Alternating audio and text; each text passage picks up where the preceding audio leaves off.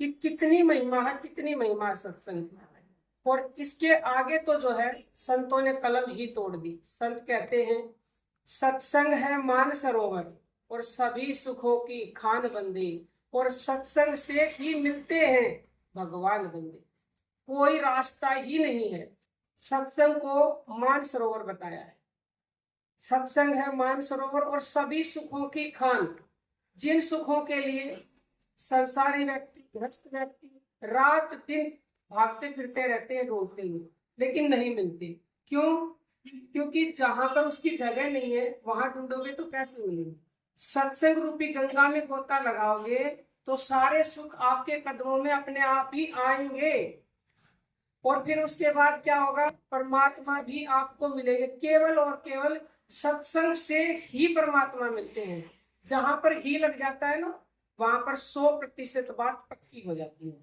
तो ये तो निश्चित है कि सत्संग से ही आपको भगवान मिलेंगे, इसमें 1% भी संशय नहीं। तो सत्संग किस तरह का करना चाहिए, ये बात बहुत ही महत्वपूर्ण है। देखो, सबसे पहले तो जो श्रवण भक्ति है वो भी एक सत्संग, लेकिन वो बहुत ही स्थूल रूप से। फिर उसके बाद वाणी से मानसिक वगैरह किया जाता है, वो भी एक सत्संग। सबसे जो गोता लगाने वाला सत्संग है वो क्या है? जिसके लिए संत कहते हैं कि सत्संग है मान सरोवर, यानी कि हमारा हृदय रूपी मान सरोवर, उसके अंदर हमें गोता लगाना होगा। जब वहां आप डुबकी लगाओगे तो सत्संग का मतलब क्या होता है? सत्य का संग, जो कि लोग समझते नहीं है। लोग सिर्फ ऐसे ही श्रवण भक्ति को जो सुन लिया उसी को सत्संग समझते हैं, और वो वास्तव में सत्संग नहीं, वो तो बत्संग है। बातें कर ली और सुनते भी नहीं है, उठे और झाड़ करके अपने घर चल दिए। तो इससे कुछ भी नहीं मिलेगा। जब तक आप सत्संग सुनोगे और सुन करके अपने अंदर में उतारोगे तब तक लाभ नहीं मिल सकता। तो सुनो, अच्छी बात है, ज्यादा से ज्यादा श्रवण करो। और फिर जो शुरुआत है यानी कि वाचिक, उपांशु और मानसिक, वो भी आपको करना ही पड़ेगा। उनके बिना कोई आगे नहीं बढ़ सकता।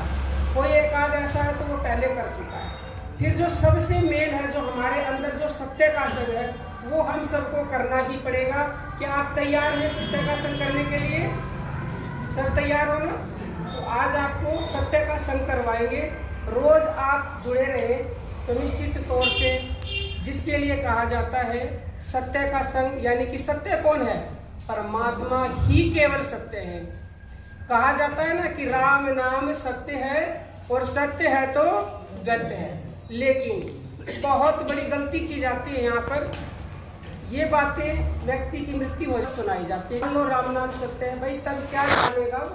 तब तो उसमें प्राण ही नहीं है, सांस ही नहीं है। सांस रहते अगर किसी ने उसको सुना दिया होता कि राम नाम सत्य है, इसको जान लो, तो आपको जो है मुक्ति मिल जाएगी। लेकिन किसी ने सुनाया ही नहीं। कहीं कोई सुनने वाला नहीं है, कहीं कोई सुनाने वाला नहीं है। तो आप जो है बहुत ही किस्मत वाले हो। आप सुन भी रहे हो और आप पूछते भी हो और आपको सुनाया भी जा रहा है। तो यदि आपने उस राम नाम को नहीं जाना जो सत्य है, तो फिर जो है बहुत पछताओगे, बहुत पछताओगे, बहुत पछताओगे। अवसर बार बार नहीं मिलता, फिर रोगे। अभी हम हर रोज कहते हैं आपको कि अभी भी जाग जाओ, अभी भी जाग जाओ, जाग जाओ। जब जागो जब ही समझेगा। और डूबने के डर से यदि किनारे पर बैठे रहे तो कुछ नहीं मिलेगा। भीतर कोई कुआं थोड़ी आप गिर जाओगे। अथाह आनंद का समुद्र है, उसमें उतरना सीखो।